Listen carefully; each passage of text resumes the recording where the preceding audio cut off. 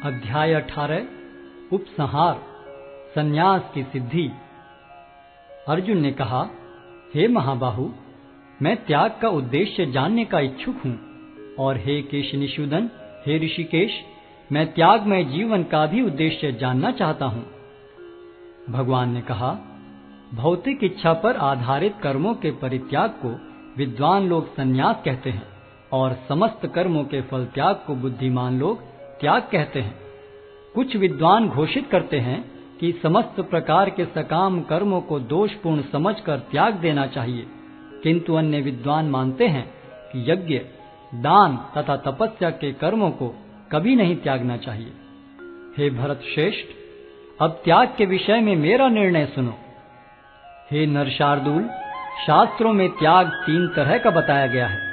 यज्ञ, दान तथा तपस्या के कर्मों का कभी परित्याग नहीं करना चाहिए, उन्हें अवश्य संपन्न करना चाहिए। निस्संदेह यज्ञ, दान तथा तपस्या महात्माओं को भी शुद्ध बनाते हैं। इन सारे कार्यों को किसी प्रकार की आसक्ति या फल की आशा के बिना संपन्न करना चाहिए। हे प्रथापुत्र, इन्हें कर्तव्य मानकर संपन्न किया जाना चाहिए, यही मेरा अंतिम मत है। निर्दिष्ट कर्तव्यों को कभी नहीं त्यागना चाहिए। यदि कोई मोहवश अपने नियत कर्मों का परित्याग कर देता है तो ऐसे त्याग को तामसी कहा जाता है। जो व्यक्ति नियत कर्मों को कष्टप्रद समझकर या शारीरिक क्लेश के भय से त्याग देता है, उसके लिए कहा जाता है कि उसने यह त्याग रजोगुण में किया है। ऐसा करने से कभी त्याग का उच्च फल प्राप्त नहीं होता। हे अर्जुन, जब मनुष्य नियत कर्तव्य को करणीय मानकर करता है और समस्त भौतिक संगति तथा फल की आसक्ति को त्याग देता है, तो उसका त्याग सात्विक कहलाता है। सतोगुण में स्थित बुद्धिमान त्यागी, जो न तो अशुभ कर्म से घृणा करता है न शुभ कर्म से लिप्त होता है, वह कर्म के विषय में कोई संशय नहीं रखता। निस्संदेह किसी भी देहधारी प्राणी के लिए समस्त कर्मों का परित्याग कर पाना असंभव है, लेकिन जो कर्म फल का परित्याग करता है वह वास्तव में त्यागी कहलाता है। जो त्यागी नहीं है, उसके लिए इच्छित, अनिच्छित तथा मिश्रित ये 3 प्रकार के कर्मफल मृत्यु के बाद मिलते हैं, लेकिन जो सन्यासी है उन्हें ऐसे फल का सुख दुख नहीं भोगना पड़ता। हे महाबाहु अर्जुन, वेदांत के अनुसार समस्त कर्म की पूर्ति के लिए 5 कारण हैं।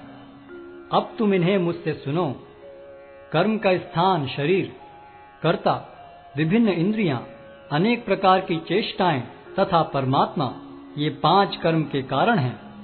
मनुष्य अपने शरीर, मन या वाणी से जो भी उचित या अनुचित कर्म करता है वह इन 5 कारणों के फलस्वरूप होता है। अतएव जो इन 5 कारणों को न मानकर अपने आप को ही एकमात्र कर्ता मानता है, वह निश्चय ही बहुत बुद्धिमान नहीं होता और वस्तुओं को सही रूप में नहीं देख सकता।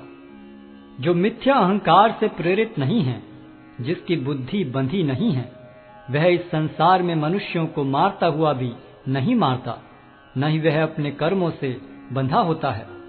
ज्ञान, ज्ञेय तथा ज्ञाता, ये तीनों कर्म को प्रेरणा देने वाले कारण हैं।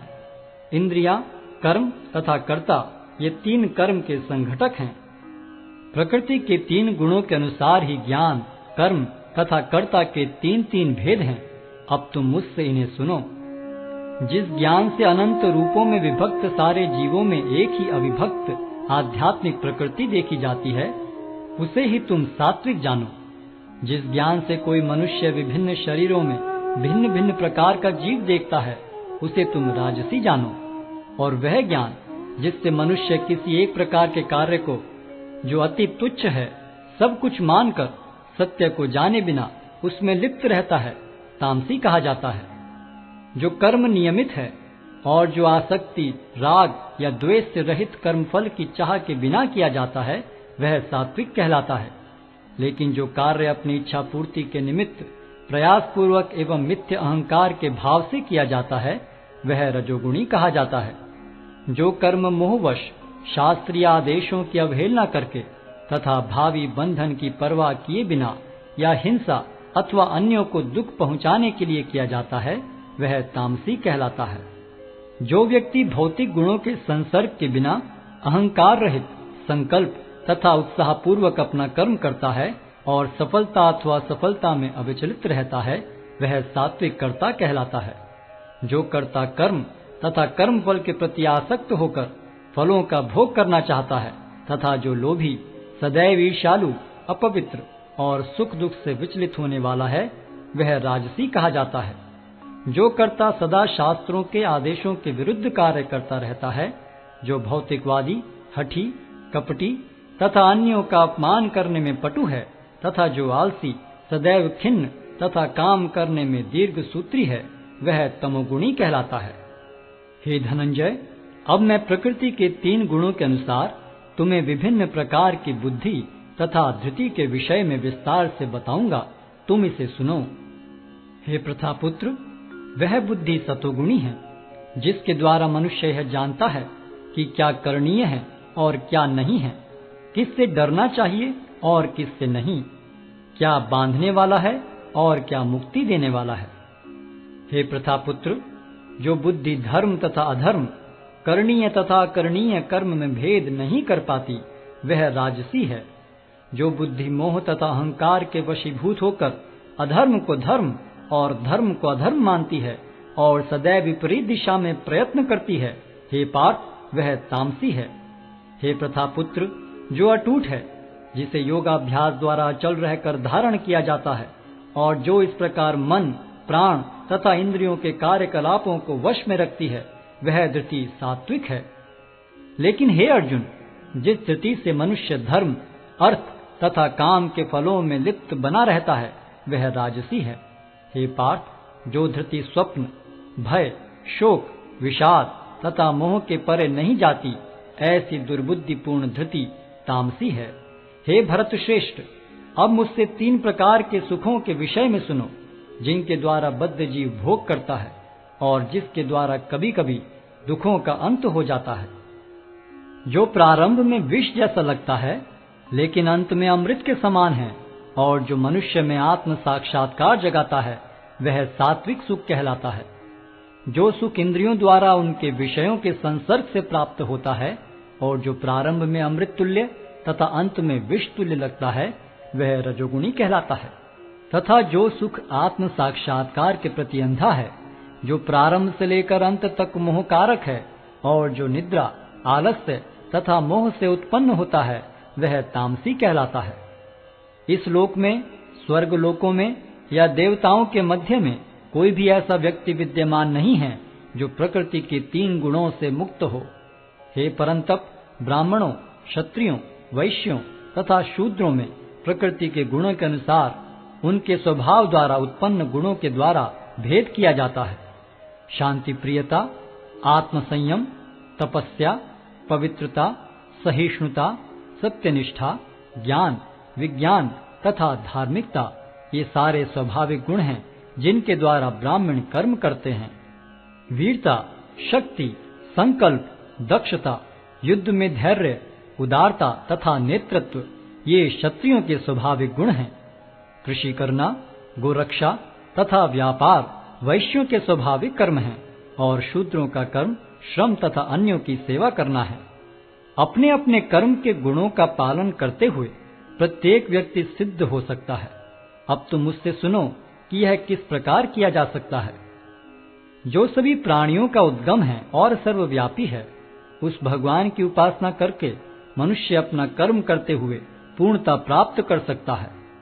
अपने वृत्तिपरक कार्य को करना, चाहे वह कितना ही त्रुटिपूर्ण ढंग से क्यों न किया जाए, अन्य किसी के कार्य को स्वीकार करने और अच्छी प्रकार करने की अपेक्षा अधिक श्रेष्ठ है। अपने स्वभाव के अनुसार निर्दिष्ट कर्म कभी भी पाप से प्रभावित नहीं होते। प्रत्येक उद्योग किसी न किसी दोष से आवृत होता है, जिस प्रकार अग्नि धुएं से आवृत रहती है। अतएव हे कुंती पुत्र, मनुष्य को चाहिए कि स्वभाव से उत्पन्न कर्म को, भले ही वह दोषपूर्ण क्यों न हो, कभी त्यागे नहीं।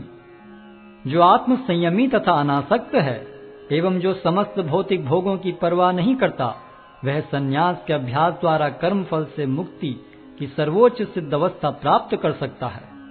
हे कुंती पुत्र, जिस तरह इस सिद्धि को प्राप्त हुआ व्यक्ति परम सिद्धावस्था अर्थात ब्रह्म को सर्वोच्च ज्ञान की अवस्था है प्राप्त करता है, उसका मैं संक्षेप में तुमसे वर्णन करूंगा, उसे तुम जानो।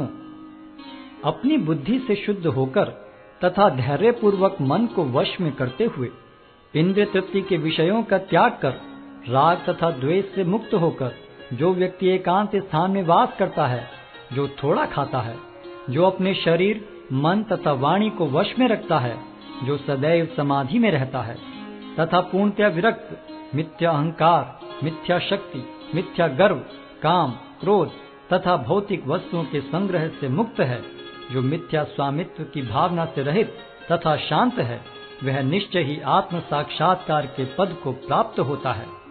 इस प्रकार जो दिव्य पद पर स्थित है, वह तुरंत पर ब्रह्म का अनुभव करता है और पूर्णतया प्रसन्न हो जाता है।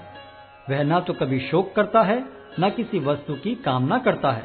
वह प्रत्येक जीव पर संभाव रखता है। उस अवस्था में वह मेरी शुद्ध भक्ति को प्राप्त करता है। केवल भक्ति से मुझ भगवान को यथारूप में जाना जा सकता है। जब मनुष्य ऐसी भक्ति से मेरे पूर्ण भावनामृत में होता है, तो वह वैकुंठ जगत में प्रवेश कर सकता है।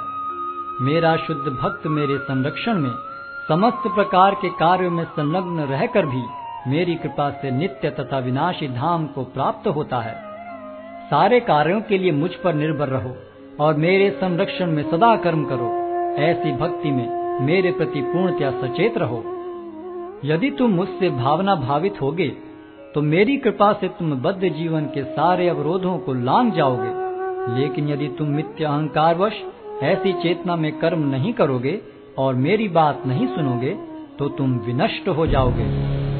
यदि तुम मेरे निर्देशानुसार कर्म नहीं करते और युद्ध में प्रवृत्त नहीं होते हो, तो तुम कुमार्ग पर जाओगे। तुम्हें अपने स्वभाववश युद्ध में लगना होगा। इस समय तुम मोहवश मेरे निर्देशानुसार कर्म करने से मना कर रहे हो, लेकिन हे कुंती पुत्र, तुम अपने ही स्वभाव से उत्पन्न कर्म द्वारा बाध्य होकर वही सब करोगे। हे अर्जुन, परमेश्वर प्रत्येक जीव के हृदय में स्थित है और भौतिक शक्ति से निर्मित यंत्र में सवार की भांति बैठे समस्त जीवों को अपनी माया से घुमा रहे हैं। हे भारत, सब प्रकार से उसी की शरण में जाओ। उसकी कृपा से तुम परम शांति को तथा परम नित्य धाम को प्राप्त करोगे। इस प्रकार मैंने तुम्हें गुह्यतर ज्ञान बतला दिया। इस पर पूरी तरह से मनन करो और तब जो चाहो सो करो। चूंकि तुम मेरे अत्यंत प्रिय मित्र हो, अतः मैं तुम्हें अपना परम आदेश, जो सर्वाधिक गुह्य ज्ञान है, बता रहा हूँ। इसे अपने हित के लिए सुनो। सदैव मेरा चिंतन करो, मेरे भक्त बनो, मेरी पूजा करो और मुझे नमस्कार करो। इस प्रकार तुम निश्चित रूप से मेरे पास आओगे। मैं तुम्हें वचन देता हूँ, क्योंकि तुम मेरे परम प्रिय मित्र हो। समस्त प्रकार के धर्मों का परित्याग करो और मेरी शरण में आओ। मैं समस्त पापों से तुम्हारा उद्धार कर दूंगा। डरो मत। यह गुह्य ज्ञान उनको कभी भी न बताया जाए जो न तो संयमी है, न एकनिष्ठ, न भक्ति में रत है, न ही उसे जो मुझसे द्वेष करता है। जो व्यक्ति भक्तों को यह परम रहस्य बताता है, वह शुद्ध भक्ति को प्राप्त करेगा और अंत में वह मेरे पास वापस आएगा। इस संसार में उसकी अपेक्षा कोई अन्य सेवक न तो मुझे अधिक प्रिय है और न कभी होगा। और मैं घोषित करता हूँ कि जो हमारे इस पवित्र संवाद का अध्ययन करता है, वह अपनी बुद्धि से मेरी पूजा करता है, और जो श्रद्धा समेत तथा द्वेष रहित होकर इसे सुनता है, वह सारे पापों से मुक्त हो जाता है और उन शुभ लोकों को प्राप्त होता है जहाँ पुण्य आत्माएं निवास करती हैं। हे प्रथापुत्र, हे धनंजय, क्या तुमने इसे एकाग्र चित्त होकर सुना? और क्या अब तुम्हारा ज्ञान तथा मोह दूर हो गया है? अर्जुन ने कहा, हे कृष्ण, हे अच्युत, अब मेरा मोह दूर हो गया। आपके अनुग्रह से मुझे मेरी स्मरण शक्ति वापस मिल गई। अब मैं संशय रहित तथा दृढ़ हूँ और आपके आदेशानुसार कर्म करने के लिए उद्यत हूँ। संजय ने कहा, इस प्रकार मैंने कृष्ण तथा अर्जुन, इन दोनों महापुरुषों की वार्ता सुनी, और यह संदेश इतना अद्भुत है कि मेरे शरीर में रोमांच हो रहा है। व्यास की कृपा से मैंने ये परम गुह्य बातें साक्षात योगेश्वर कृष्ण के मुख से अर्जुन के प्रति कही जाती हुई सुनी। हे राजन, जब मैं कृष्ण तथा अर्जुन के मध्य हुई इस आश्चर्यजनक तथा पवित्र वार्ता का बारंबार स्मरण करता हूँ, तो प्रतिक्षण आह्लाद से गदगद हो उठता हूँ। हे राजन, भगवान कृष्ण के अद्भुत रूप का स्मरण करते ही मैं अधिकाधिक आश्चर्यचकित होता हूँ और पुनः पुनः हर्षित होता हूँ। जहाँ योगेश्वर कृष्ण हैं और जहाँ परम धनुर्धर अर्जुन हैं, वहीं ऐश्वर्य, विजय, अलौकिक शक्ति तथा नीति भी निश्चित रूप से रहती है, ऐसा मेरा मत है। हरे कृष्ण कृष्ण कृष्ण हरे हरे, हरे राम राम राम हरे हरे।